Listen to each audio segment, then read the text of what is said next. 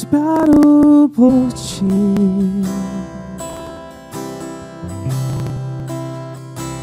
Espero por ti, espero por mim. Sei que estás aqui. Espero por ti, espero por ti.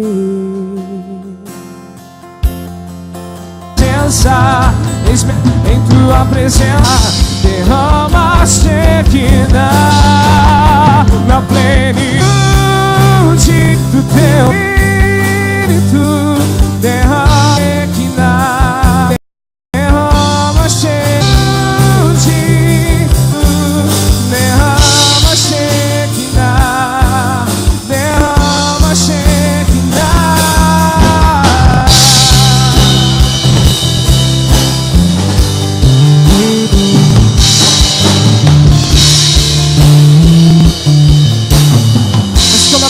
para declarar na plenitude do teu Espírito. Derrama Shekinah, derrama Shekinah na plenitude do teu Espírito. Derrama Shekinah, derrama Shekinah na plenitude do teu Espírito. Derrama Shekinah, derrama Shekinah na plenitude do teu Espírito. Derrama Shekinah, derrama Shekinah na plenitude do teu Espírito. Derrama Shekinah, derrama Shekinah.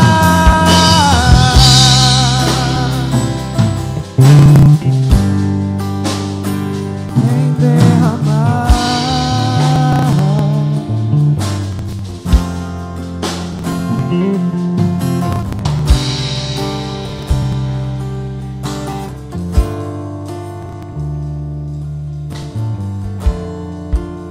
Senhor Jesus, nós estamos diante da sua presença. Nós apresentamos o nosso coração perante a tua face. E nós queremos, ó Pai, que de alguma forma o Senhor derrame da tua parte, da tua presença, de tua presença em nosso meio, porque é disso que nós precisamos, Pai. Senhor Jesus, eis-nos aqui em tua presença. Estamos aguardando pela tua visitação. Estamos aguardando por um toque especial de tua parte. Um toque que é capaz de curar, de transformar, de ministrar. Um toque que é capaz de acalmar o coração. O toque da tua presença que é capaz de trazer esperança, trazer renovo, vigor, força àquela que está cansada, ânimo àquele que está desanimado. Senhor Jesus, nós estamos aqui diante de ti e nós queremos experimentar, ó Pai, esse toque especial que pode renovar a nossa vida e pode mudar a nossa história. Por isso, Deus, nós começamos essa celebração comunitária. Já celebramos o Senhor durante toda a semana, no nosso trabalho, na nossa casa, em nossas atividades do dia a dia, cuidando dos filhos, fazendo as nossas atividades profissionais. Nós já celebramos o Senhor na nossa vida particular. Agora, Senhor Jesus, chegou o momento de nós celebrarmos ao Senhor como comunidade, na nossa vida comunitária. Então esse lugar agora se torna um espaço chamado Igreja de Jesus, onde nós nos reunimos em nome de Jesus e onde nós esperamos a tua presença, porque se a tua presença não vier, nós estaremos fazendo uma reunião humana, estaremos fazendo um clube social, estaremos, ó Deus, fazendo um ajuntamento de pessoas, mas quando a tua presença venha, ali a sua igreja está. Onde estiverem 2 ou 3 reunidos em teu nome, ali estará o Senhor no meio deles, e nós cremos a tua presença aqui nesse lugar. Por isso, Espírito Santo, seja bem-vindo em nosso meio, seja bem-vindo sobre as nossas vidas. Toque o nosso coração, ministre as nossas vidas. Nós aqui estamos consagrando esse tempo comunitário em Tua presença, em nome de Jesus. Amém, Senhor Jesus. Amém. Antes de você se assentar, cumprimente aí pelo menos umas 10 pessoas perto de você. Isso, atravessa o corredor, pula algumas fileiras aí, dá um abraço, fala: seja bem-vindo, boa noite. Você que nos assiste pela internet hoje, uma boa noite para você também. Que bom que você está conosco aí à distância, que você seja muito abençoado enquanto acompanha essa celebração pela internet.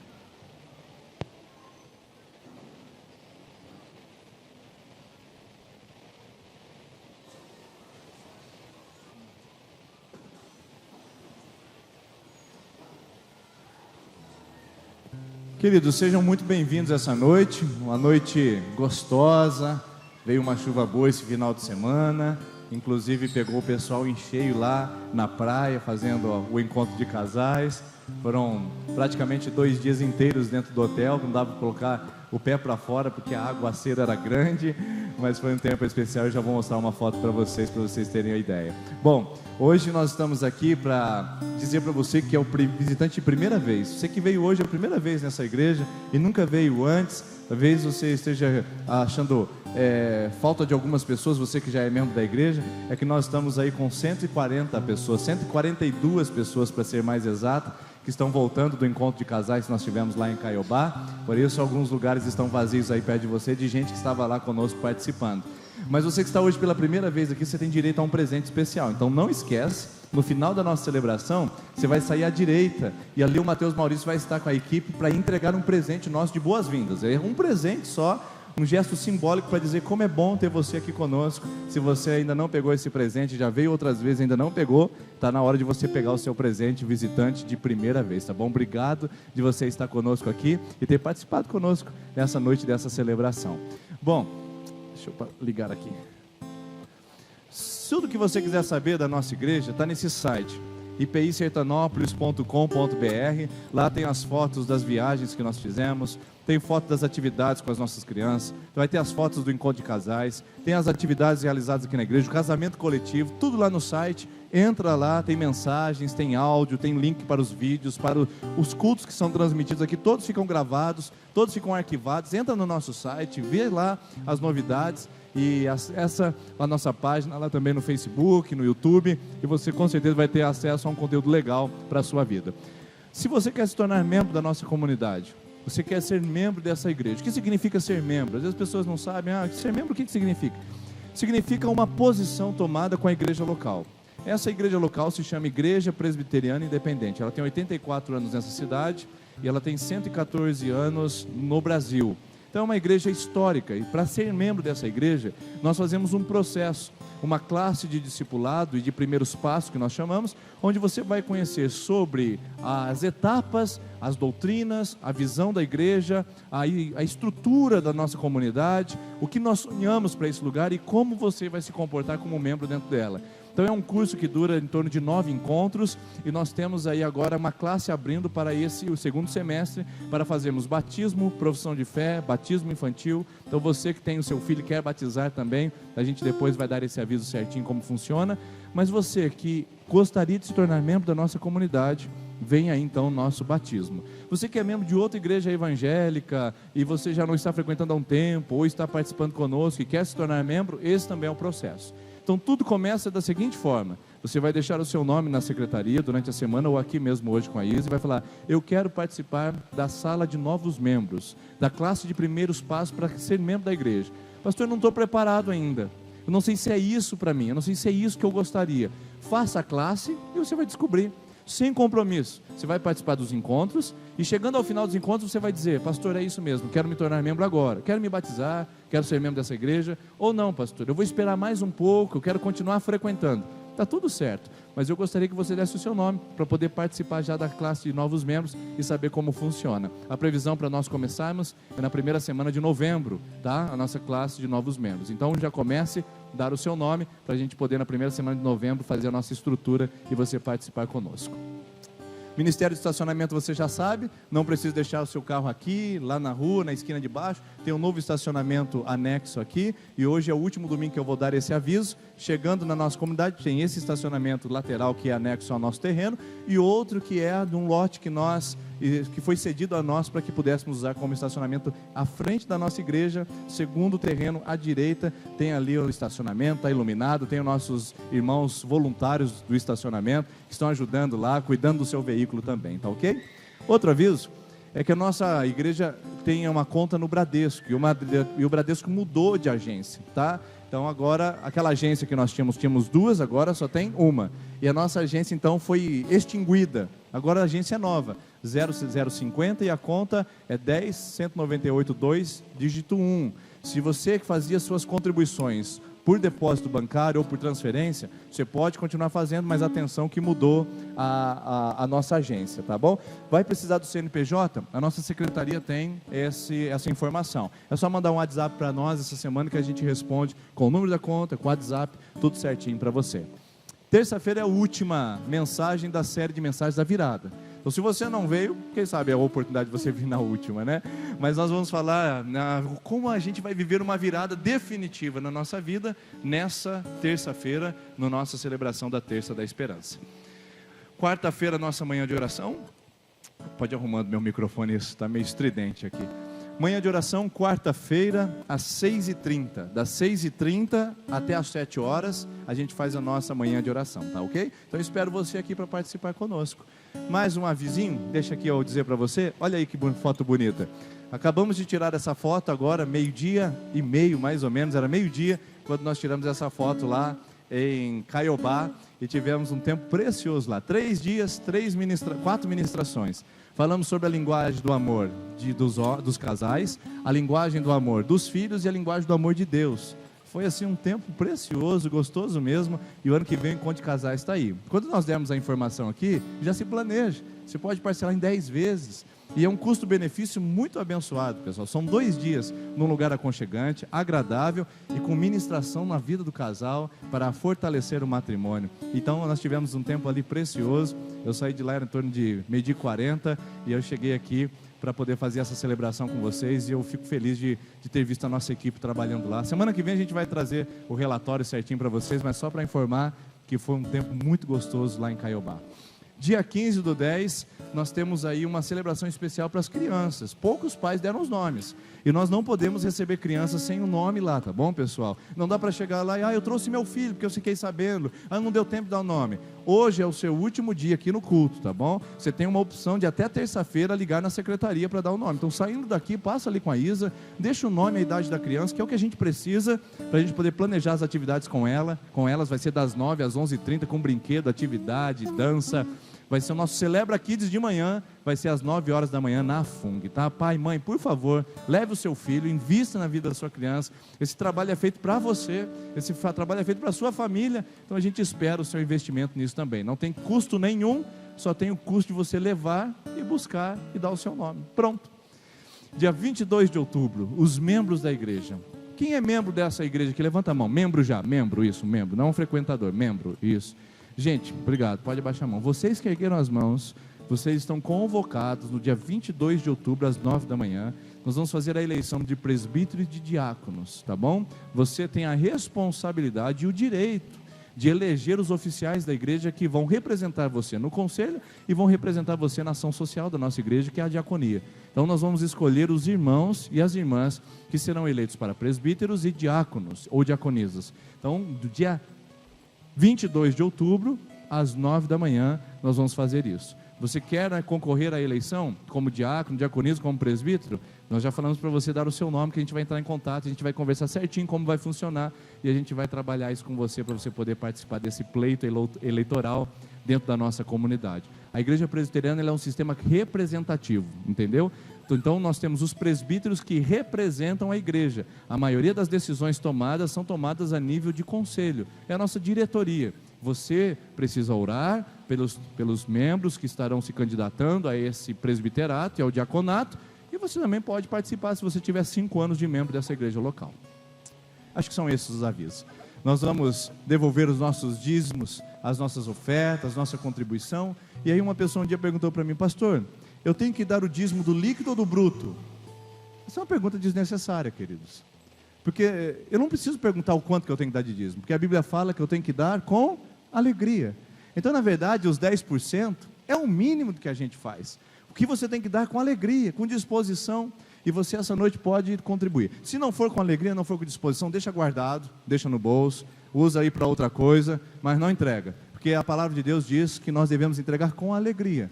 Agora, se você está feliz da oportunidade de devolver, se você está feliz de tudo que está acontecendo na nossa comunidade, quer investir nela, então é a sua oportunidade de fazer isso, de devolver uma contribuição financeira no altar do Senhor. Vamos ficar em pé? Vamos devolver? Pai, aí estão nas mãos dos teus filhos as sementes que o teu reino precisa para frutificar nessa cidade, no Brasil e no mundo. Usa essas mãos para continuarem contribuindo com esta comunidade, e essa comunidade tenha zelo e tenha, ó Deus, sonhos e visão para alcançar muito mais coisas para o teu louvor, para a tua glória, e que através dos recursos financeiros o nome de Jesus seja glorificado. Amém. Amém. Enquanto cantamos essa canção, você pode vir à frente e devolver seu dízimo e a sua oferta.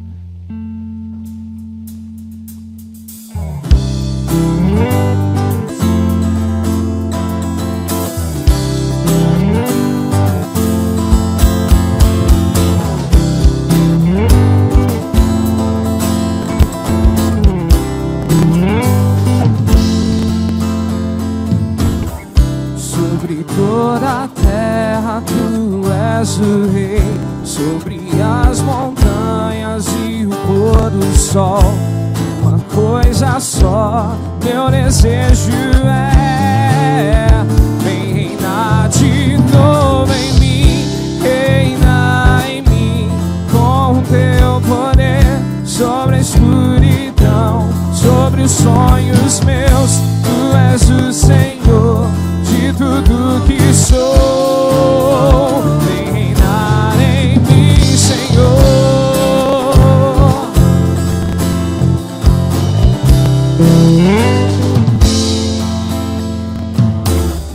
Sobre o meu pensar, tudo que eu falar, faz-me refletir a beleza que há em ti.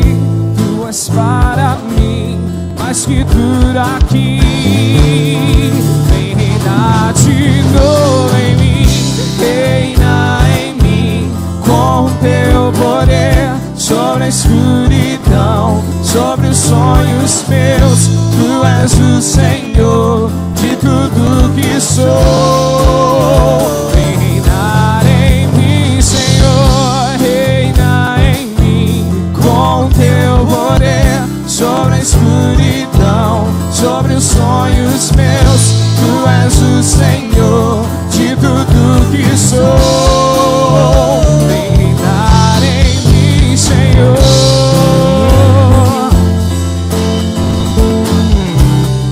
Sobre o nosso pensar, Senhor, reinar. Sobre o meu pensar, tudo que eu falar, faz-me refletir a beleza que há em ti. Tu és para mim mais que tudo aqui.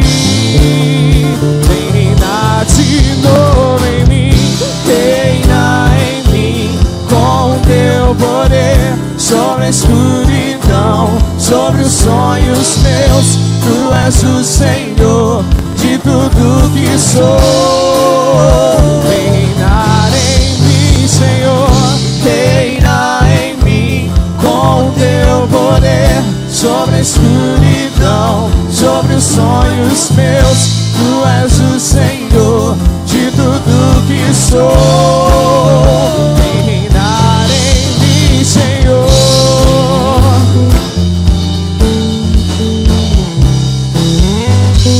Vou declarar: reina em mim. Vamos declarar: reina em mim, com o teu poder, sobre a escuridão, sobre os sonhos meus.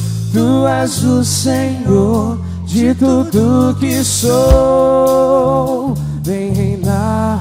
Mais uma vez vou declarar: reina em mim, com o teu poder, sobre a escuridão, sobre os sonhos meus. Tu és o Senhor de tudo que sou. Vem reinar em mim, Senhor, reina em mim com o teu poder. Sobre a escuridão, sobre os sonhos meus, Tu és o Senhor de tudo que sou. Vem reinar em mim, Senhor, vem reinar em mim, Senhor, vem reinar em mim, Senhor.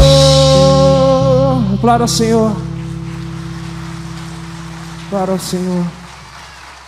Vem, Senhor, e reina sobre nós, Pai. Tu és grande, Tu és maravilhoso, Pai. E nós iremos declarar isso nessa noite, todos juntos, em uma só voz. Então minha alma canta-te, Senhor. Grandioso és Tu, grandioso és Tu. Então minha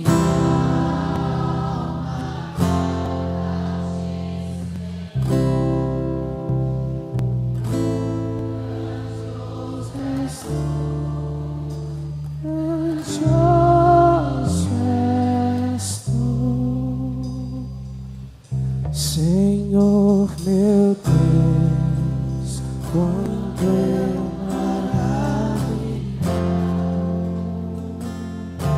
contempla a Tua imensa criação, a terra e o mar e o céu todo estrelado, me vem falar da Tua perfeição. Então minha alma canta-te, Senhor. Grandioso és Tu, grandioso és Tu.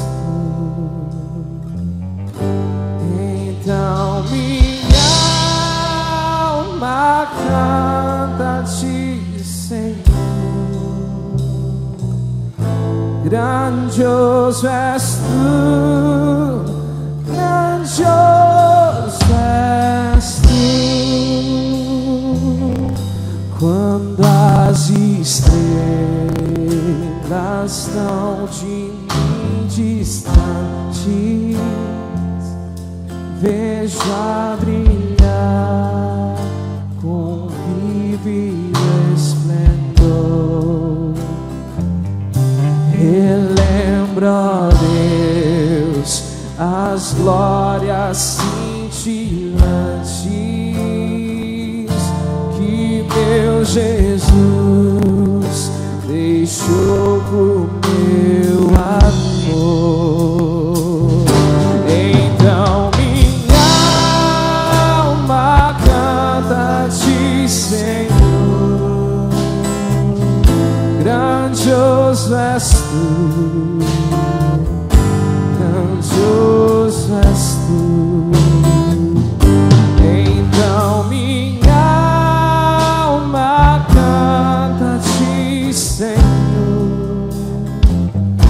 Grandioso és Tu, grandioso és Tu. Olho as florestas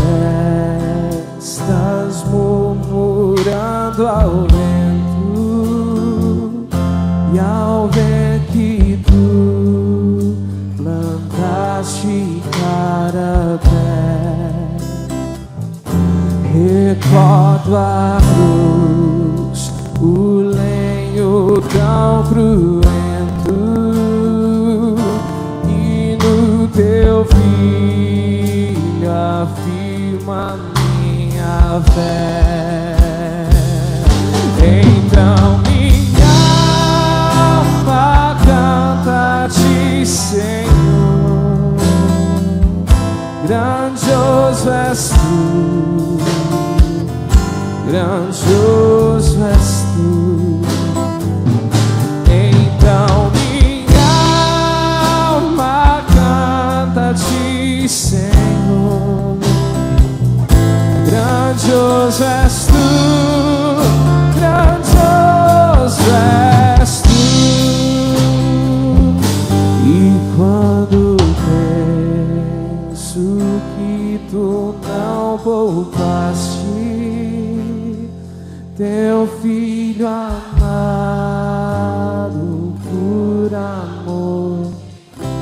Jesus, meu coração, que nele tu ganhaste,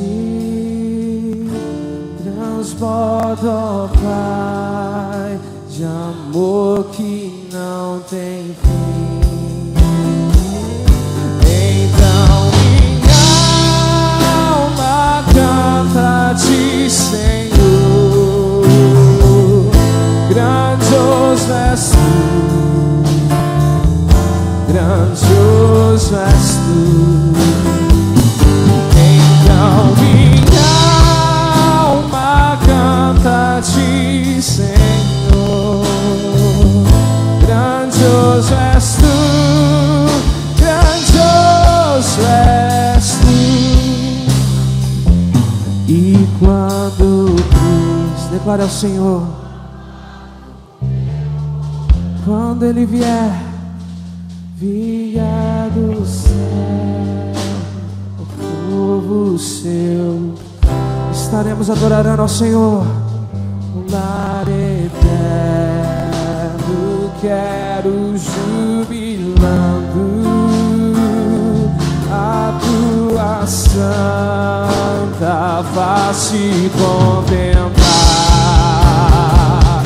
Então minha alma canta-te, Senhor, grandioso és tu, grandioso és tu. Então minha alma canta-te, Senhor, grandioso és tu, grandioso és. Vou declarar só a igreja, então minha alma. Então minha alma canta-te, Senhor, grandioso és tu.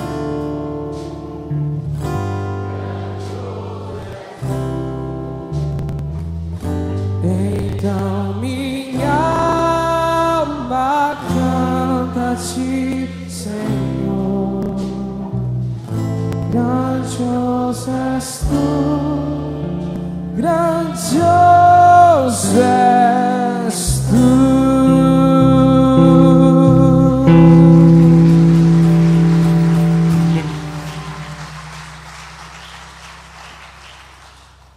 Muito obrigado, Senhor, que o Senhor é grande, Pai, que o Senhor é maravilhoso, Pai.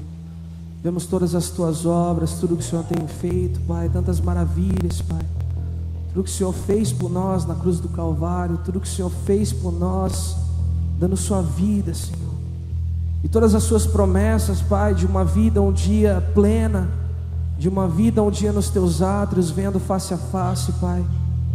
E diante de tantas coisas, Pai, como temos dificultado, Pai, a nossa adoração, Pai. Como muitas das vezes o nosso coração, Pai, tem se enrijecido, Pai. Tem ficado triste, Pai, e não te damos graças como o Senhor merece, Pai. Mas devolve-nos essa alegria, Pai. Devolve-nos essa alegria, Pai, de te adorar, Senhor.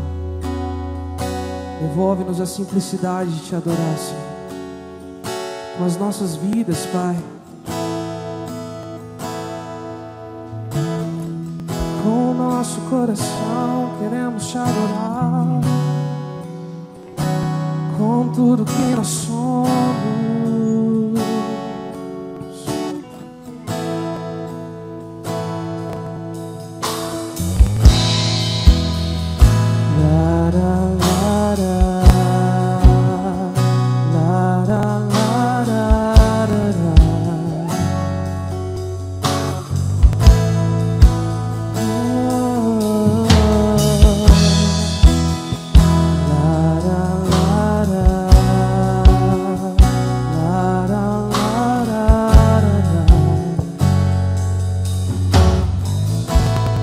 Adora, Senhor, da sua maneira.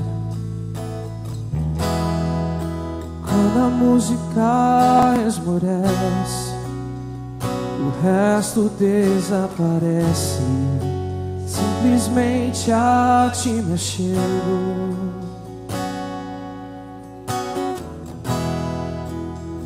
ansiando oferecer algo de valor, abençoar teu coração. Mais que uma canção eu te darei, pois apenas uma canção não é o que queres de mim. Mais profundo busca ao Senhor do que os olhos podem ver. Queres meu coração.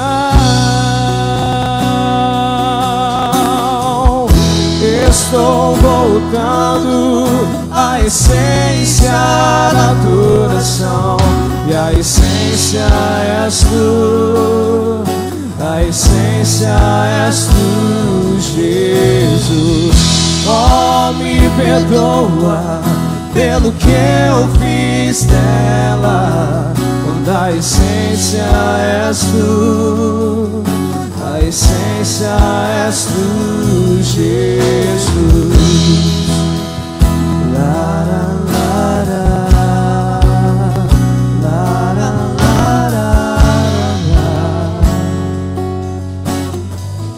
Expresse seu amor ao Senhor essa noite.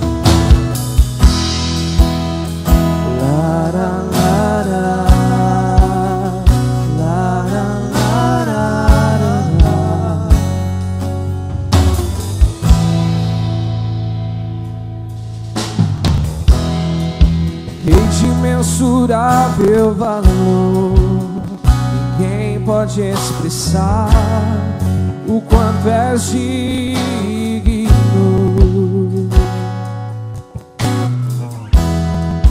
Embora eu seja pobre e fraco, tudo que tenho é teu, cada fôlego meu. Uma canção eu te darei, pois apenas uma canção não é o que queres de mim. Mais profundo busca, Senhor, do que os olhos podem ver. Queres meu coração. Estou voltando à essência da adoração, e a essência és tu, a essência és tu, Jesus. Oh, me perdoa pelo que eu fiz dela, quando a essência és tu, a essência és tu, Jesus. Estou voltando à essência da adoração, e a essência és tu, a essência és tu, Jesus. Oh, me perdoa pelo que eu fiz dela, quando a essência és tu, a essência és tu. Vamos declarar, igreja. Estou voltando à essência da adoração, a essência és tu. Antes de existirem instrumentos, antes de existirem as performances, antes de existirem os cantores, as bandas conhecidas, os CDs, antes de existir a mesa de som, antes de existir tudo isso, os anjos lá louvavam ao Senhor com toda a perfeição, como aqueles que vêm face a face, e eles adoravam o nome de Jesus. Esse é o nome que tem que ser adorado todos os dias da nossa vida, quer seja na comunidade, quer seja nas nossas casas, quer seja lavando o nosso carro, quer seja lavando a nossa casa, quer seja descansando, quer seja trabalhando. Precisamos voltar à essência, e Ele é Jesus, é Jesus. Estou voltando à essência essência és tu, a essência és tu, Jesus. Oh, me perdoa pelo que eu fiz dela, quando a essência és tu, a essência és tu, Jesus.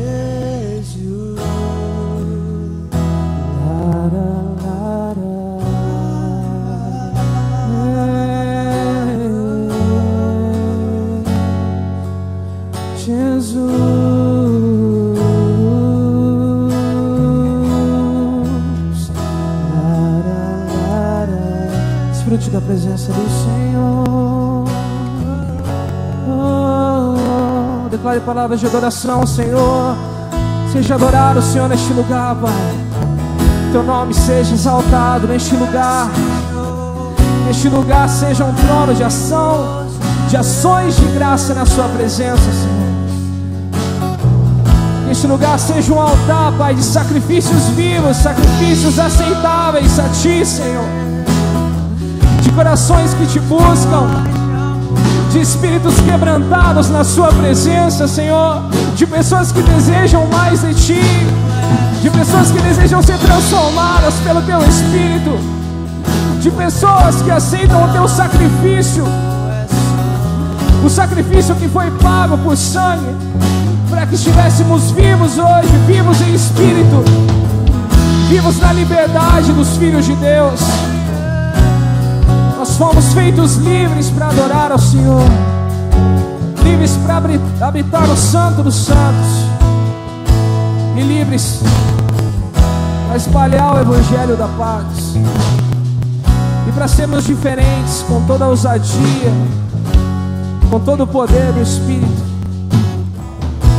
Aleluia.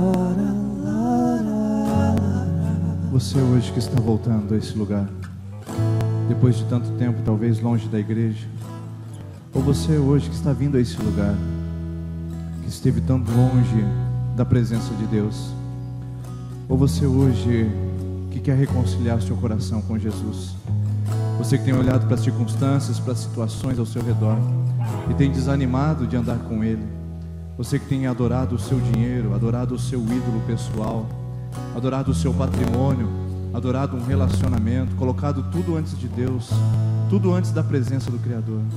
Hoje é o dia de você voltar à presença. Hoje é o dia de você dizer: eu estou voltando, eu estou voltando, eu estou abandonando a minha vida de pecado, eu estou abandonando esses vícios, eu estou abandonando a maledicência, eu estou abandonando a minha dor, eu estou abandonando aquele trauma que tem me mantido escravizado, eu estou abandonando aquelas situações que tem me afastado diante de Deus, eu estou abandonando para voltar à presença. Hoje o Pai está te chamando, filho. Hoje o Pai está te chamando, filha, para você deixar o lamaçal, deixar esses cuidados com esse mundo e voltar à presença dEle. E isso é profético, essa canção hoje é a sua decisão de voltar. Por isso eu queria convidar você a dizer: eu estou voltando, Pai. Eu estou voltando, Pai. Eu andei caminhos longes e distantes, mas eu estou voltando. Eu me sujei com esse mundo, mas eu estou voltando. Eu abandonei a comunhão, mas eu estou voltando. Eu fiquei longe do Senhor por dias, meses, anos, mas eu estou voltando. Eu olhei para o homem, caí, tropecei, mas eu estou voltando. Nós estamos voltando, Pai, voltando à essência, e a essência és Tu, a essência és Tu. Eu quero convidar você a cantar mais uma vez esse refrão: eu estou voltando, e eu quero que você diga como ato do seu coração: eu estou voltando, eu voltei. Estou voltando. Você voltou? Se você voltou, você pode cantar mais alto. Se você voltou, você pode declarar isso. A essência és tu, Jesus. Oh, me perdoa pelo que eu fiz dela. Diga isso. Eu voltei. A essência és tu, Jesus. Estou voltando à essência da adoração. E a essência és tu. A essência és tu. Ele te perdoa. Ele te perdoa. Peça isso. Ele te perdoa. Pelo que eu fiz dela. Quando a essência és tu. A essência és tu, Jesus. Pai, abraça esse filho que voltou hoje. Aleluia. Abraça essa filha que voltou hoje. Muito obrigado. Abraça, Pai. Abraça, Senhor, e mostra o teu carinho, o teu amor, perdoando e abraçando, em nome de Jesus. Amém, amém. Você pode se assentar, por favor. Que bom que você voltou. Que bom que você decidiu abandonar aquela vida torta, longe de Deus, e vir a esse lugar essa noite dizendo: eu quero voltar. Tem muito trabalho a ser feito, tá? Fica tranquilo. Tem muitos hábitos que você adquiriu, fica tranquilo. Tem muitas traumas que você experimentou, fica tranquilo, é um processo. Mas o primeiro passo você já deu, foi voltar. Voltar à essência da adoração, voltar a Jesus. Isso é fundamental para Deus começar a escrever uma nova história na sua vida. Abra sua Bíblia comigo em Ezequiel, capítulo de número 37. Ezequiel, o capítulo de número 37. Eu quero ler esse texto com você. Você que não trouxe a sua Bíblia, ele poderá ser projetado no telão. Ezequiel, capítulo 37, a partir do versículo 1. Quero compartilhar com vocês esse texto que o Senhor colocou em meu coração. Ezequiel 37, versículo 1.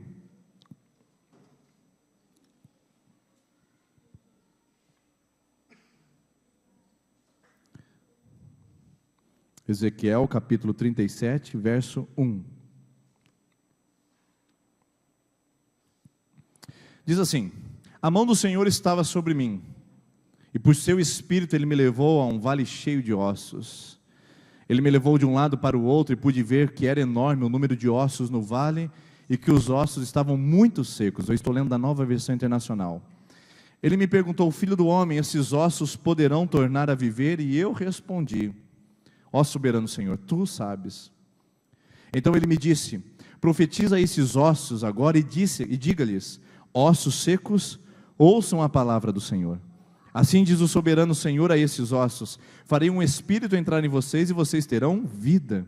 Porei tendões em vocês e farei aparecer carne sobre vocês e os cobrirei com pele. Porei um espírito em vocês e vocês terão vida. E vocês saberão que eu sou o Senhor. Eu profetizei conforme a ordem recebida. E enquanto profetizava, houve um barulho, um som de chocalho, e os ossos se juntaram, osso com osso. Versículo 8. Olhei, e eis que os ossos foram cobertos de tendões e de carne, e depois de pele, mas não havia espírito neles. A seguir ele me disse: profetize ao espírito, profetize, filho do homem, e diga-lhes: assim diz o soberano Senhor, venha desde os 4 ventos, ó espírito, e sopra dentro desses mortos para que vivam. Versículo 10, profetizei conforme a ordem recebida, e o Espírito entrou neles, eles receberam vida e se puseram de pé, era um exército sobremodo numeroso. Então ele me disse: filho do homem, esses ossos são toda a casa de Israel, a nação de Israel. Eles dizem, nossos ossos se secaram, pereceu a nossa esperança, fomos exterminados, ou na sua tradução, cortados. Por isso, profetize e diga-lhes: assim diz o soberano Senhor, ó meu povo, eu vou abrir os seus túmulos e fazê-los sair, e trarei vocês de volta à terra de Israel. E quando eu abrir os seus túmulos e os fizer sair, vocês serão o meu povo e saberão que eu sou o Senhor. Até o versículo 13. Quem é Ezequiel? Ezequiel é um jovem, tem em torno dos seus 20 e poucos anos de idade. e ele então é exilado para uma terra distante. Ezequiel, ele é tirado do convívio familiar. Em 598 a.C., um exército chamado exército de Nabucodonosor, o exército mais poderoso, o império mais forte da época, invadiu os territórios de Jerusalém e de Israel. Tomando o cerco e o sítio daquele lugar, eles então dominaram todo o povo. E naquele lugar foi retirado um jovenzinho. Junto desse jovenzinho você conhece outros, como por exemplo Daniel. Mas esse jovenzinho Ezequiel sai desse lugar e vai agora viver na Babilônia.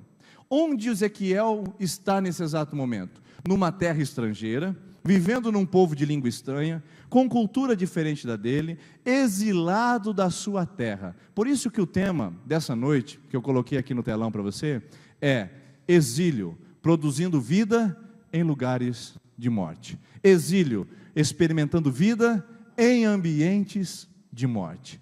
Ezequiel está exilado. Ezequiel está numa das terras mais cruéis que podem existir. Porém, uma situação diferente está acontecendo. O que está acontecendo aqui? Ezequiel, ele está com o povo convivendo na Babilônia, mas recebendo da Babilônia tudo que é preciso para sobreviver, tudo que é preciso para ter uma vida garantida. Já em Jerusalém, as coisas estão acontecendo de uma maneira mais que natural. Quando o Nabucodonosor, em 589, entrou para dominar a terra, ele permitiu que o povo tivesse a sua religião, ele permitiu que o povo tivesse a sua caricatura, ele decidiu que o povo tivesse ainda a sua cultura, permitiu que o povo ainda tivesse suas experiências familiares, e ele não sitiou a terra, e não tirou todo mundo à força. Quando Nabucodonosor tomou pela primeira vez Israel, sabe o que ele fez? Ele pegou os melhores dos melhores. Não pense que ele entrou, destruiu tudo, matou as famílias, não. Ele simplesmente mostrou a força do seu exército, o exército de Israel se dobrou diante dele, e imediatamente, o povo mais culto, mais próspero e mais inteligente foi retirado de Israel e foi levado para a Babilônia. Quem foi que ficou em Jerusalém? A classe média baixa, o pessoal que não tinha acesso à instrução, os trabalhadores artesanais. Eles continuaram convivendo naquela terra e vivendo. Afinal de contas, eles tinham a liberdade de continuar com o seu culto religioso, tinham a liberdade de continuar fazendo seus negócios, tinham a oportunidade de continuar vendendo, comprando, plantando. Só tinha uma coisa que era mais difícil para eles agora. Tudo que eles plantavam, eles tinham que pagar tributo à Babilônia. Tudo que eles faziam de dinheiro, eles tinham que tributar ao rei Nabucodonosor. O governador de Jerusalém, inclusive, era judeu, não era babilônico. Essa era a estratégia da Babilônia de dominação contra os povos que eles conquistavam. Eles não chegavam e destruíam os povos para gerar ira, para gerar uma situação de conflito e de instabilidade. Eles dominavam, trazendo estrutura, trazendo força de governo e trazendo possibilidade de vida na própria cidade e possibilidade de manter a cultura. Aí o que acontece? Tudo está caminhando bem. O povo de Israel está vivendo na Babilônia, estão exilados na terra, estão vivendo uma outra cultura, o outro povo está em Jerusalém, estão ali vivendo a sua vidinha, pagando tributos a Nabucodonosor, continuam fazendo culto lá no seu templo, continuam fazendo sacrifícios, a ordem sacerdotal está tudo beleza, tudo ok. Aí um camaradinho, ele resolve fazer uma rebelião. O nome dele é Matanias, e na sua Bíblia ele vai ser também descrito como Sedecias. Um dia, ele estava lá andando em Jerusalém, 10 anos depois aproximadamente da dominação da Babilônia, 10 anos, ele fala, quer saber de uma coisa? Revoltei, juntou o sindicato, falou, vamos fazer uma manifestação aqui, contra a Babilônia, nós vamos nos posicionar contra o Nabucodonosor, nós não vamos mais pagar tributo a eles, e nós vamos ter a nossa própria vida de volta, e nós vamos agora reinar absoluto no nosso território, porque esse território é nosso. Fazendo a coisa errada na hora errada, é lógico que poderia dar pior ainda. Então 10 anos depois, em 596, o Ezequiel sai com o grupo dos mais selecionados para a terra da Babilônia. Agora, em 589, está um grupo de pessoas lá, revoltadas contra o rei Nabucodonosor, e agora querem fazer uma revolução. Nabucodonosor recebe a informação na Babilônia e fala, vocês querem fazer uma revolta contra mim? Agora vocês vão aprender o que é bom para tosse. Eles fizeram uma manobra militar das mais cruéis que existem, tratadas inclusive na Bíblia e no mundo antigo. Isso se chama de sítio militar. O que eles faziam? Eles cercavam a cidade, colocavam os seus exércitos em lugares estratégicos para que na cidade não entrasse comida e não chegasse água. Pronto. É mais ou menos como se um exército de Londrina viesse e fizesse toda a cercania aqui de Sertanópolis, não deixando entrar alimento e cortando o nosso abastecimento de água. O que acontece? Em poucos dias está todo mundo se rendendo. Está todo mundo dizendo, não precisa nem levantar a espada, a gente não vai guerrar contra ninguém, a gente vai fazer tudo que vocês precisarem, tudo que vocês mandarem. Sabe quanto tempo durou esse sítio de Nabucodonosor contra Jerusalém, diante da revolução que eles estavam querendo fazer contra seu império? Não foi uma semana, queridos, nem foi um mês, 500 dias. 500 dias, Nabucodonosor ficou rodeando Jerusalém, mantendo aquele povo sem comida e sem água, e sabe o que aconteceu? Diz a história bíblica que as mães começaram a comer os seus próprios filhos para sobreviver, de tão cruel que era o ambiente, de tão trágico que era aquele ambiente. Quando eles estavam no último caso, no último dos esgotamentos, quando eles não tinham mais força de resistência nenhuma, Nabucodonosor deu a ordem imperial, disse, pode entrar e destrua tudo, não sobre pedra sobre pedra. O exército babilônico entrou, derrubou os portões, matou as mulheres, matou as crianças, pegou os homens, fez com que esses homens se tornassem escravos, levou para a Babilônia, derrubou os muros, queimou o templo e deixou a cidade de Jerusalém em ruínas. O que antes era uma convivência pacífica, agora foi totalmente exterminado e aniquilado. Quando esse grupo de exilados da segunda leva, que a primeira leva foi os inteligentes e os sábios, a segunda leva, que vem 10 anos depois aproximadamente, 7 anos mais precisamente, quando eles chegam à Babilônia, eles começam a dizer para aquele povo que estava lá, gente, é o seguinte, Nabucodonosor entrou, destruiu tudo, matou mulher, criança, fez uma arruaça naquele lugar, uma tragédia, uma crueldade, e o pior, derrubou nossos muros, queimou nossos portões e destruiu o nosso templo. O templo da presença do Senhor, o templo da grandeza do Senhor, nele foi totalmente derribado. Lá está só uma fumaça, lá é só ruínas, não tem mais nada em Jerusalém. É aí que aparece Ezequiel capítulo 37. É quando o pessoal recebe essa informação, que eles vão dizer assim, no versículo de número 11. Olha o que o versículo de número 11 diz. Então ele me disse, filho do homem, esses ossos são toda a nação de Israel. Eles dizem, nossos ossos se secaram, nossa esperança se foi, nós fomos exterminados. Quando o povo recebe essa informação, eles recebem a informação da morte. E se estão no exílio, agora a morte ficou mais evidente. A morte abraçou com seus tentáculos, a morte se aproximou e se apropriou deles, e agora eles estão vivendo a experiência da morte no exílio. Por isso, que nós vamos ver nesse contexto, algumas palavras aparecendo como, por exemplo, ossos secos. Ossos secos é um termo para mostrar a situação de tragédia, de desesperança, de morte e de sofrimento de um povo. Então, o nosso exílio pode ser entendido de duas maneiras. Primeiro, como lugar de morte, e segundo, como lugar de vida. Só tem essas duas maneiras. Mas você pode estar dizendo assim, mas pastor, o que tem a ver esse texto com a minha vida? Porque a gente está vivendo aqui em Sertanópolis, está tudo bem. O Tid é o prefeito da cidade, a gente não tem dominação de outro império, a gente não tem nenhuma questão social de grande mazela, de sofrimento, está tudo bem. O que tem a ver comigo? Eu vivo na minha cidade, minha família está aqui, está tudo certo, pastor. Mas eu quero perguntar para você não se sente exilado aqui? Você não sente que essa vida às vezes parece um exílio para você? Porque a vida às vezes parece comunicar para nós um empurrão para fora de tudo aquilo que para nós é confortável e agradável. Um exemplo, quando você nasce, você é exilado do útero da sua mãe. É por isso que você chora quando você nasce. É por isso que bebês choram quando nascem, porque eles sofrem o primeiro exílio das suas vidas, o exílio do nascimento, do parto. Eles são empurrados para fora de um ambiente gostoso, caloroso, quentinho, aconchegante, e agora vão ter que se adaptar num mundo que vai ser cruel, hostil e difícil para eles. Só que daí o bebê cresce, o bebê vira adolescente, vira jovem, adulto, se casa, tem filhos, chega à terceira idade e depois atende à velhice. E depois ele tem que sofrer o seu segundo exílio, o exílio da morte. Está tudo bem aqui, a vida está boa, nós desconstruímos nosso patrimônio, agora nós temos um neto, agora eu tenho que ser exilado dessa vida boa que eu tenho. É o segundo exílio que nós sofremos. Sem falar dos exílios diários que a gente tem que experimentar. O exílio das pessoas que nós amamos e temos que despedir num sepultamento. Isso é um exílio doloroso para cada um de nós.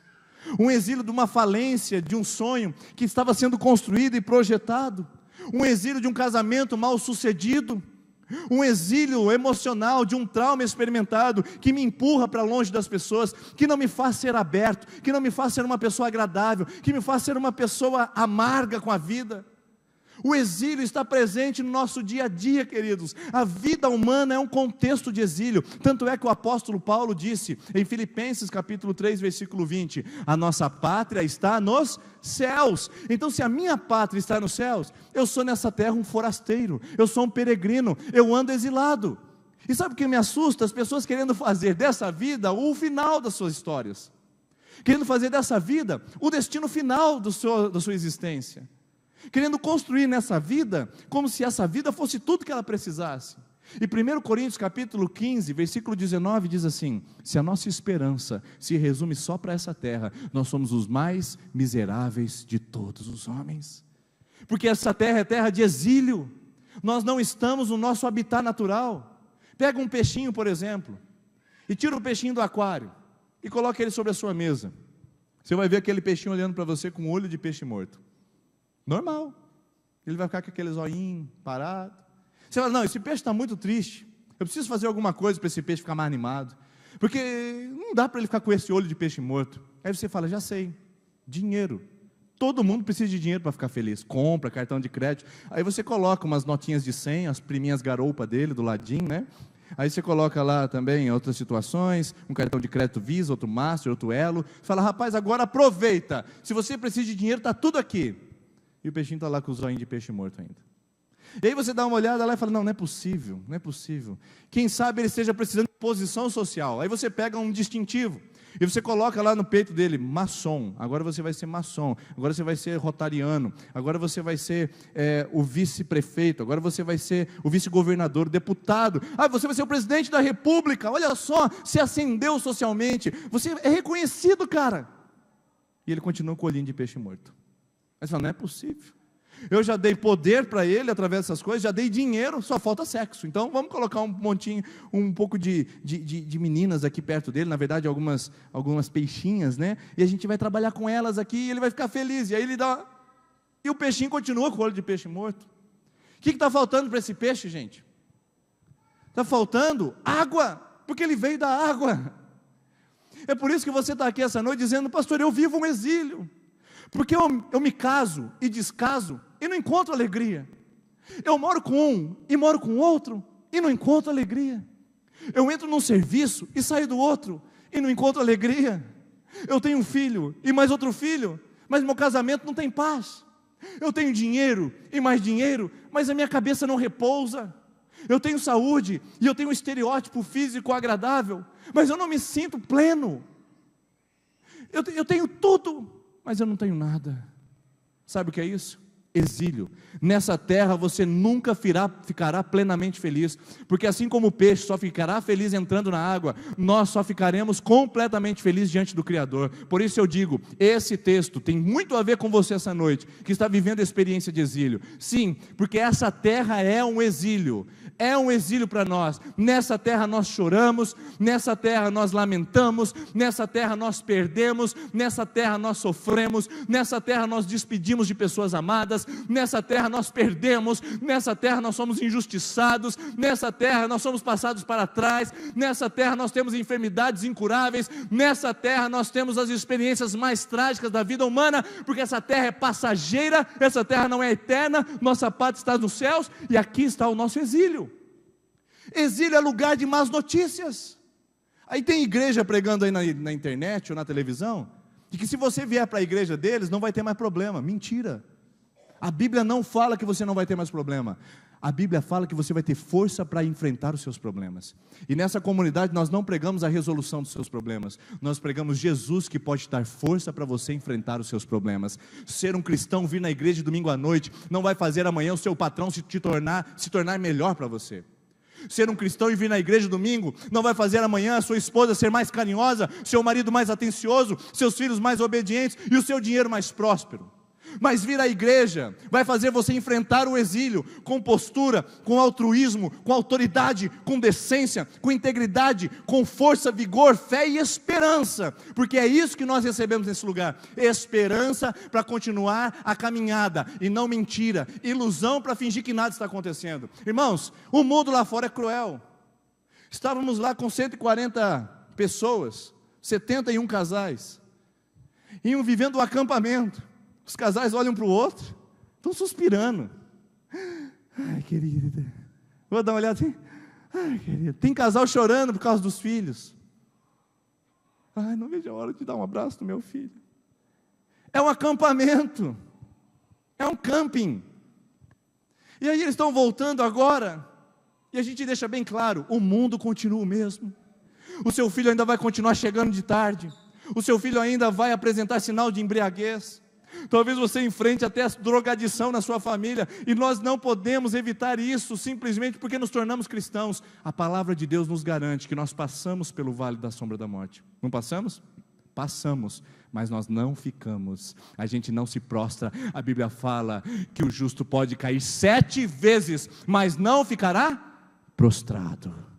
Essa é a nossa certeza, de que vivemos um exílio, mas a gente tem força para não prostrar, a gente tem força para não desistir, a gente tem força de Deus para continuar a caminhada. As situações estão adversas, os problemas são grandes, mas opa, eu estou firme, eu estou sólido na rocha, eu estou esperando em Deus, porque Isaías capítulo 40, versículo de 29 diz assim: os fracos se cansam e se fadigam, e de exaustos caem, mas os que esperam no Senhor renovam as suas forças, sobem com asas como águias, correm e não se cansam, caminham e não se fatigam. Ah, querido irmão, querida irmã, o que eu quero trazer para você essa noite, não é que esse exílio vai ser mudado, o que eu quero trazer para você essa noite, é que você pode ter forças para caminhar em meio ao seu exílio. Sim, sim, ainda que você seja injustiçado, ainda que você seja passado para trás, ainda que você perca, ainda que você viva a dor do luto, ainda que você viva uma enfermidade cruel, ainda que você viva a desobediência, a rebelião, ainda que você viva a escassez, você tem força em Deus para suportar esse exílio. Agora, sabe o que eu vejo? Eu vejo gente que fica aqui, no exílio como lugar de morte, porque Israel estava no exílio como lugar de morte. Eles usaram um provérbio da época que chamava ossos secos. Quando alguém estava numa situação desesperadora, eles usavam o provérbio: meus ossos estão secos. Davi disse isso no Salmo 32, lembra? Quando eu calei o meu pecado, envelheceram-se os meus ossos, secaram-se os meus ossos. Provérbios 17, 22 diz assim, que a alma abatida seca os ossos. A palavra secar os ossos é um provérbio da época para dizer que a pessoa chegou no fim da linha. Israel recebe a notícia de que Jerusalém tinha sido destruída, e que eles estão na Babilônia. Sabe o que eles dizem? Acabou, já era. Sabe o que eles estão fazendo nesse lugar? Eles estão dizendo para eles mesmos: o sofrimento é a única coisa que nos resta, a dor é a única coisa que sobrou. Isso se chama culto à dor. Gente, Israel tinha práticas de culto à dor, sabia? O Salmo 137 diz assim: às margens dos rios da Babilônia, nós nos assentávamos e chorávamos. Nós nos assentávamos e chorávamos, lembrando-nos de Sião, nos salgueiros que lá haviam, pendurávamos as nossas harpas, porque aqueles que nos levaram cativos, pedia que fôssemos alegres, e aqueles que nos oprimiam, que não entoássemos canções. Israel diz: não, a gente está no exílio, a gente pendura a harpa, a gente para de adorar, a gente para de buscar a Deus, porque a gente vive exílio, e exílio é sofrimento, e se tem sofrimento não tem Deus. Quantos de nós não cultuamos a dor da nossa vida?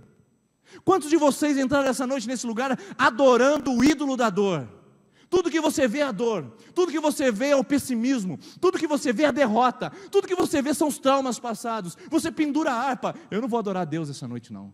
Quantos de vocês enfileirados nessa cadeira não tiveram a coragem de levantar a voz a Deus dizendo: hoje eu estou rebelde, hoje eu estou bravo com Deus, hoje eu estou revoltado com Deus? É gente que cultua a dor, é gente que abraça o ídolo do sofrimento, e ele prefere ficar agarrado ao sofrimento do que se libertar e adorar ao Deus que pode dar forças para enfrentar o sofrimento? Quantos de nós não estamos fazendo fogueira para as nossas perdas? Quantos de nós não estamos levantando altares para o nosso sofrimento? Quantos de nós não estamos fazendo adoração às nossas frustrações? Já percebeu? Quanto tempo da sua vida você passa falando da sua dor? Quanto tempo da sua vida você passa falando do seu sofrimento? Quando as pessoas te encontram e perguntam como você vai, a sua palavra é mais de vida ou mais de morte? Ah, pastor, aqui você matou a charada. Eu estou num exílio, mas eu fiz do meu exílio um ambiente de morte. Sabe como que eu faço do meu exílio um ambiente de morte? Quando eu começo a cultuar a minha dor. A minha dor. E parece que a minha dor é sempre mais forte que a dos outros. Se alguém chega falando para mim, rapaz, eu precisava assim, falar para você aqui, conversar. Rapaz, a coisa está difícil para mim. Aí você olha para ele e fala assim, rapaz, nem te conta a minha história. A minha está pior ainda. Gente que cultua a dor. Gente que ama falar do seu sofrimento.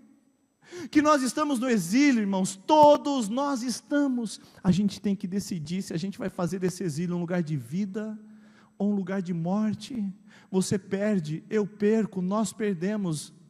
Isso é conjugação verbal para todo mundo. É conjugação verbal para o espírita, para o budista, para o ateu, para o cristão, para o fervoroso, para o gelado, para o promíscuo e para o santificado. Eu sofro, tu sofres, ele sofre. Nós sofremos, vós sofreis, eles sofrem. É conjugação em todas as pessoas, em todos os níveis, e não adianta revoltar com Deus. Agora você tem a opção, no seu exílio, no seu sofrimento, agarrar-se à dor ou se libertar dela. O que você tem feito? O que você tem feito? Levantado as suas misérias e perdas, ou tem trazido à memória algo que possa te trazer esperança? Ou tem trazido à memória algo que pode te trazer dor e sofrimento? É só você pensar sobre isso. Outra coisa que mantinha aquele povo dentro da concepção do exílio, no ambiente de morte, era a sensação de abandono. Isaías capítulo 49 tem outra palavra, porque Isaías também está no exílio junto com eles. O Isaías é um profeta do exílio. Ele diz em Isaías capítulo 49 que o povo dizia assim: o Senhor nos abandonou, o Senhor já se esqueceu de nós. E aí Deus diz assim no versículo de número 15: acaso pode uma mãe se esquecer do filho que ainda mama? Pois ainda que ela venha se esquecer dele, eu jamais me esquecerei de ti. Olha só, Israel estava dizendo no exílio: a gente está abandonado aqui, a gente só sofre, a gente só perde. Será que a gente também não tem a mesma postura? Você não entrou aqui essa noite dizendo isso? Você não disse essa semana? Quando seu vizinho comprou o carro novo, você falou: Deus esqueceu de nós. Quando uma pessoa veio dar o testemunho que o filho dela foi curado, e o seu não, se diz: Deus esqueceu de nós. Quantas vezes a gente pensa que Deus deu corda nesse mundo, deixou o mundo e foi cuidar de outras coisas, deixou a gente sofrendo sozinho? Você não tem essa sensação? Se você tem essa sensação, bem-vindo ao lugar de morte. Exílio é lugar de morte para quem pensa assim. Para quem pensa que Deus abandonou, para quem pensa que Deus deixou, para quem pensa que Deus deu corda no mundo e que ficamos terrivelmente abandonados, desamparados, quando Ele saiu daqui e deixou tudo rolando da mesma forma. Outra coisa que mantém o povo naquela situação é amar os funerais. Como esse povo de Israel ama o funeral. Porque eles dizem no versículo de 11, nós estamos exterminados. A palavra exterminados é mortos. Gente, o que era um sofrimento virou morte. Eu canso de ver pessoas na igreja, na comunidade, que um sofrimento vira morte para ela. Um sofrimento vira desespero ao ponto de ela abandonar a fé. Gente que não consegue confiar de que Deus está na causa e que Deus pode reverter qualquer quadro. Eu tenho visto pessoas e mais pessoas que abandonam a fé constantemente, porque fazem do seu sofrimento um decreto de morte. O diagnóstico é difícil, é cruel, mas a pessoa de repente ela se vê decretando a sua própria morte. Quando o médico vai fazer um tratamento com você e diz que a sua doença é grave, o que ele fala? Ele fala para você: vamos tratar a sua doença, ou acho melhor você contratar um plano de funerária? O que ele fala para você? Vamos fazer o tratamento. É isso que Deus quer fazer na sua vida, só que você está contratando um plano de funerária espiritual. Você está dizendo: já era, acabou minha esperança, acabou os meus sonhos, acabou o meu projeto, acabou a minha vida, já era o meu futuro, já era a minha história, já era aquilo que eu sonhava para mim. Israel falou: acabou. E talvez essa palavra vá diretamente ao seu coração. O que para você era só uma nuvem, sabe o que virou agora? Tempestade. O que para você era apenas uma penumbra, agora se transformou numa escuridão. O que para você era apenas uma estiagem, agora se transformou em aridez e esterilidade. O que para você era apenas uma angústia, agora se transformou em desespero. Porque você está decretando no seu próprio coração a sua derrota em meio a um ambiente de morte. Repetindo, quando você está no ambiente de exílio, você tem duas atitudes: ou você escolhe viver, ou você escolhe morrer. Que todos nós estamos vivendo exílio, isso eu não tenho dúvida. O que eu tenho dúvida é se você está vivendo o seu exílio com postura de vida, ou se você está vivendo o seu exílio com postura de morte. Eu tenho uma frase que eu sempre digo que é assim: o exílio adora fazer funerais, mas ele não faz sem a nossa permissão. Esse mundo adora fazer seu funeral, mas ele não vai fazer sem a sua permissão. Esse mundo adora matar casamentos, mas ele não vai fazer sem a sua permissão. Esse mundo adora exterminar sonhos, mas ele não vai fazer sem a sua permissão. Esse mundo adora roubar esperanças, mas ele não vai fazer sem a sua permissão. Quem está no comando ainda é você. Quem diz para esse mundo se você vai vencer ou se vai perder, ainda é você. É a sua postura, é a sua decisão, é o seu coração. O exílio adora fazer funerais, mas quem tem a permissão de deixá-lo fazer, ainda é você. E como que você está agindo? Qual é a sua postura? Exílio como lugar de morte? E você vem aqui cultuando a sua dor, seu fracasso, seu pessimismo, seu sofrimento e a sua morte? Ou você vai para o segundo? O exílio como lugar de vida. Porque não sei se você percebeu, mas Deus fala para o Ezequiel dezenas de vezes a palavra espírito e vida. Em Gênesis capítulo 2, Deus cria a humanidade com espírito e vida. Espírito e vida é fôlego da vida, está óbvio aqui que é esperança, que é vida, que é exuberância, que é existência. Então, eu digo para você, que o exílio que você está vivendo, pode ser um lugar não de abandonar Deus, que tem gente que abandona Deus no exílio existencial, na vida humana. Exílio que você está vivendo pode ser um lugar de você encontrar Deus, Eu não sei se você está com a sua Bíblia aberta, mas eu vou citar para você. Versículo 1, veio sobre mim a mão do Senhor. Versículo 2, o Senhor me fez andar. Versículo 3, o Senhor me disse. Versículo 3, o Senhor me perguntou. Versículo 8, o Senhor me fez olhar. Versículo 13, o Senhor me fez saber. Tudo nisso aqui, gente, tudo mostra o encontro de um homem no exílio com Deus. Com Deus. Não tem nada melhor do que uma tempestade na nossa vida para a gente encontrar com Deus. Não tem nada melhor do que um fracasso para a gente tirar o dinheiro da frente e encontrar de novo Deus. Não tem nada melhor do que uma perda para a gente aprender que Deus é o centro da nossa história. Não tem nada melhor do que um exílio para a gente aprender a ter uma experiência com Deus.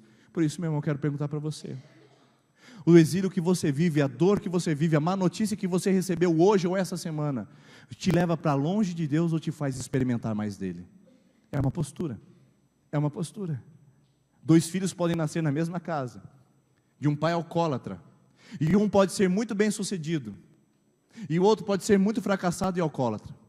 E você vai perguntar para os filhos, por que eles são assim?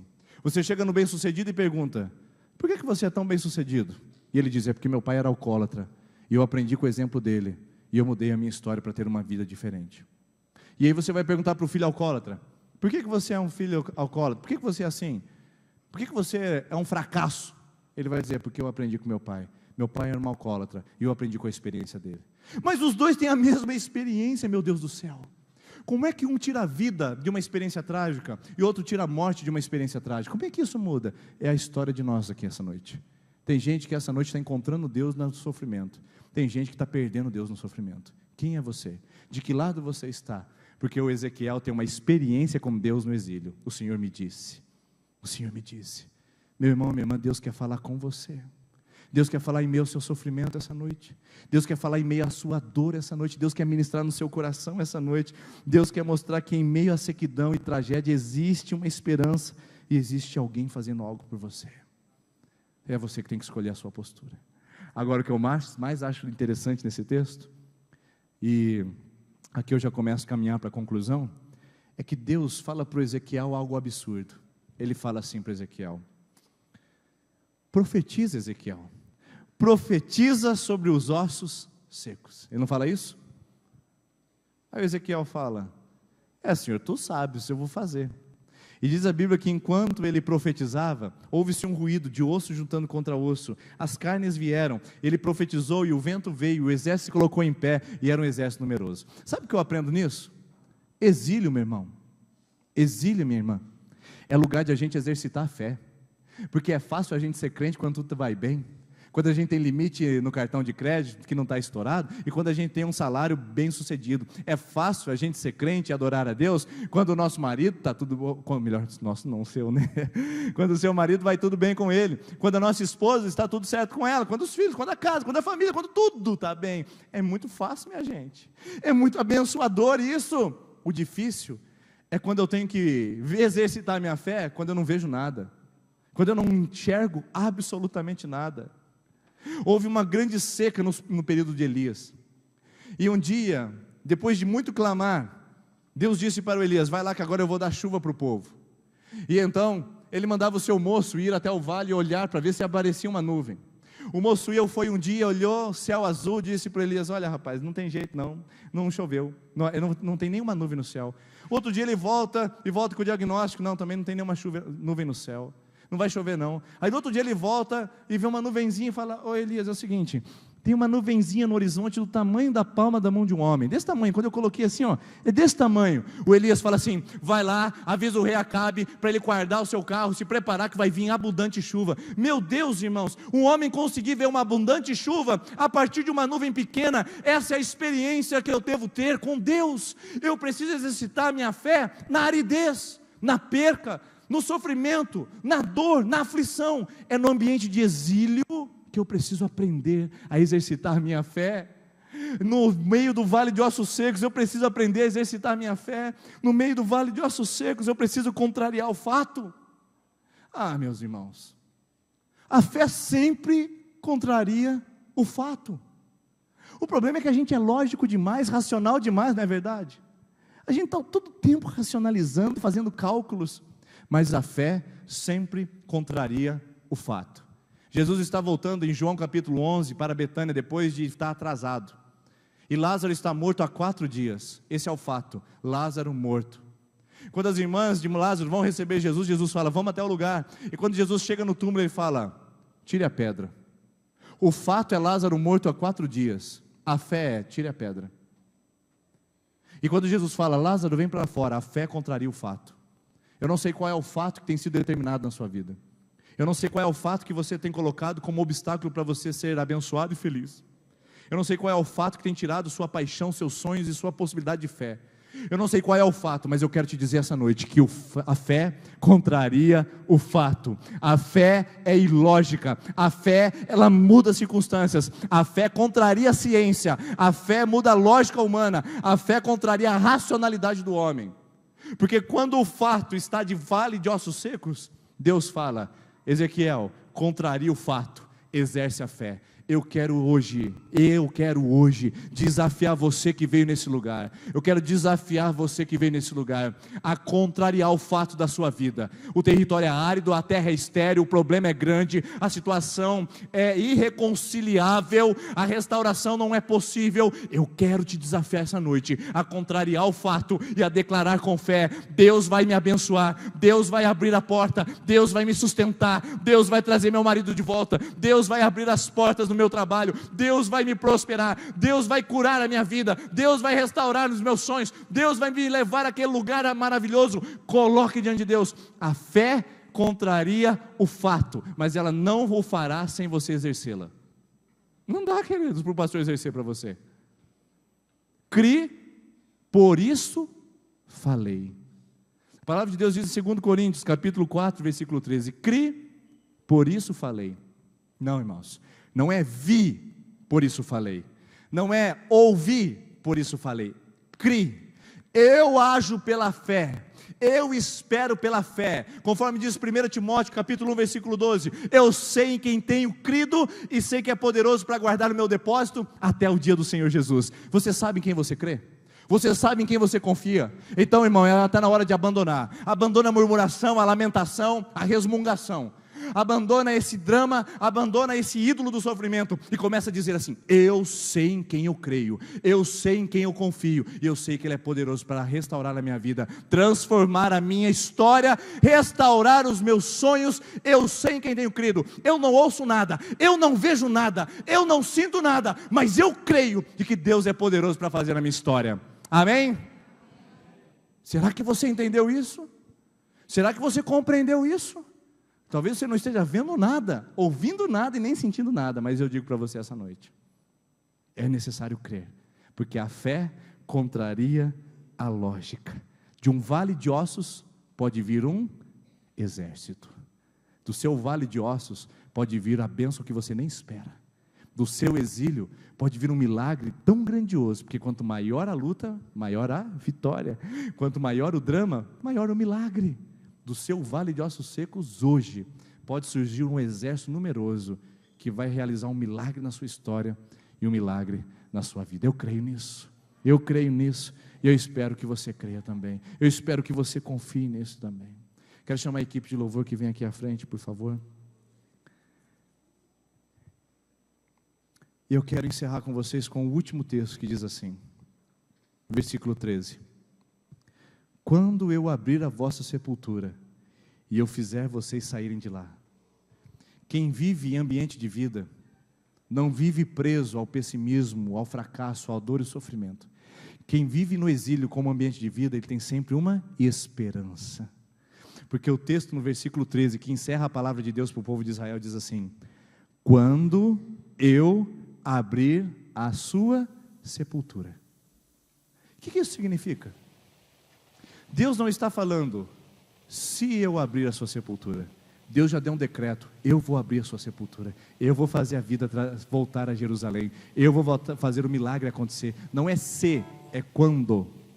E eu quero trazer essa palavra sobre a sua vida e o seu coração essa noite. Eu tenho certeza que Deus não me fez dirigir durante 6h30, viajar todo esse tempo para vir essa noite trazer uma palavra que não tenha fruto no seu coração.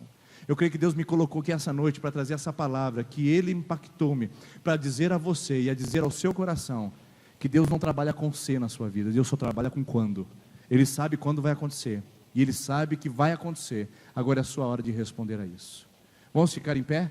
Nós vamos orar ao Senhor, nós vamos buscar a Deus, mas antes eu quero ministrar sobre a sua vida. Eu quero ministrar sobre a sua vida. Feche os seus olhos, eu quero ministrar sobre a sua vida.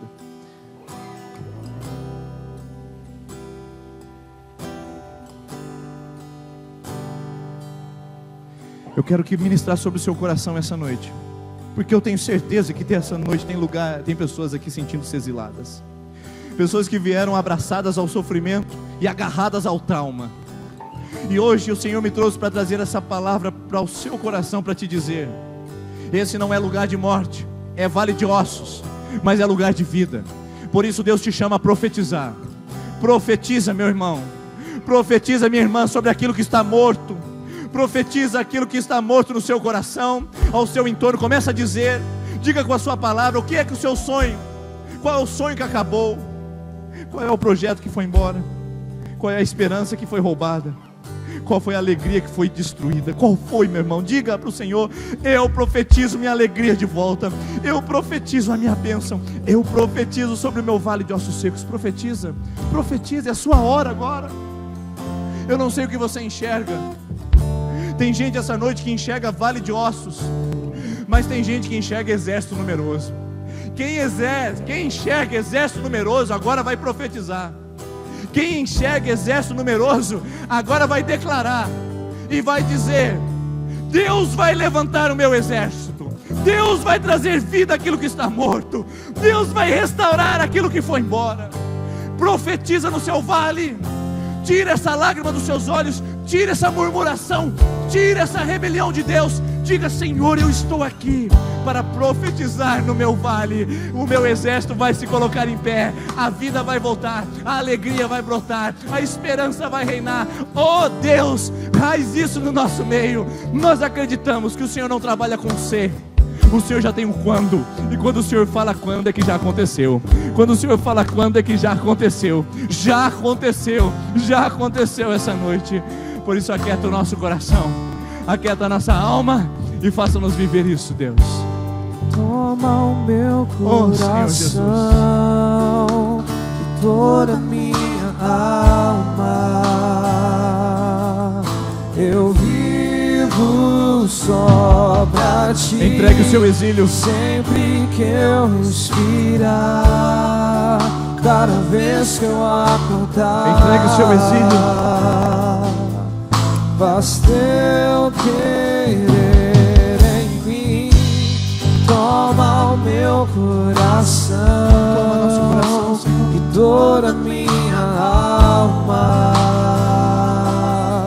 Eu vivo só pra ti. Traga esperança. Sempre que eu respirar, cada vez que eu acordar, é o teu querer em mim. Senhor Jesus, nós estamos aqui entregando o nosso exílio. Estamos entregando o nosso vale de ossos secos. Nós não queremos morrer nele. Nós não queremos dizer que estamos exterminados. Nós não estamos dizendo que a nossa esperança acabou. Pelo contrário, nós estamos dizendo que está começando um novo projeto, um novo sonho. Está começando uma nova história, um novo momento. E a nossa vida está sendo transformada hoje, Pai. Hoje, porque nós entendemos que não fomos abandonados, o Senhor está conosco. Hoje, porque entendemos que não acabou a esperança, o Senhor está fazendo nascer novamente. Hoje, porque entendemos que exílio não é lugar de permanência, exílio é lugar de passagem. E é isso que nós estamos vivendo. Nós viveremos esses dias na nossa terra em passagem, porque um dia o Senhor enxugará dos olhos toda lágrima. O Senhor tirará do nosso coração tanta angústia e viveremos no nosso lugar, ao teu lado para sempre. Deus, traga esperança a essa igreja. Traga esperança a esse homem e a essa mulher essa noite, que veio a esse lugar para buscar a tua face e ouvir a tua palavra. Traga, Senhor Jesus, vida em lugares de morte. Que esse homem e essa mulher, ao sair daqui, leve vida no trabalho, vida na família, vida na vida. Oh Deus, faz isso. E que essa noite o Senhor vá adiante de nós, levantando o exército que estava morto, trazendo, ó Deus, esperança onde estava acabada, abrindo sepulcros onde cheirava cadáver, e fazendo um milagre acontecer na nossa vida, e experimentarmos a tua bênção, a tua presença, em nome de Jesus. Nós não viveremos o exílio de morte, nós viveremos o exílio de vida. Por isso, Pai, seja honrado, seja glorificado, seja adorado, em nome do Senhor Jesus. E se você crê nisso, você pode dar uma salva de palmas a Jesus e dizer: obrigado, Senhor. Obrigado, Senhor. Obrigado. Nós profetizamos a bênção, a cura, a libertação. Eu profetizo na sua vida essa noite a cura, eu profetizo a libertação, eu profetizo a esperança, eu profetizo a restauração, eu profetizo a experiência com Deus, eu profetizo o amparo de Deus, eu profetizo o cuidado de Deus, a provisão de Deus chegando no seu exílio. Eu profetizo uma semana não livre de sofrimento, mas cheia de Deus, para que você o viva e o experimente em meio ao seu vale e vivendo a glória de Deus. Deus abençoe, uma boa semana para você, e viva seu exílio com atitude de vida e não com atitude de morte, em nome de Jesus. Deus abençoe, irmãos, até domingo que vem. Não esqueça de pegar seu kit do visitante, você que está pela primeira vez aqui. Cada vez que eu acordar, eu querer em mim. Toma o meu coração e toda minha alma. Eu vivo só pra ti. Sempre que eu respirar, cada vez que eu acordar,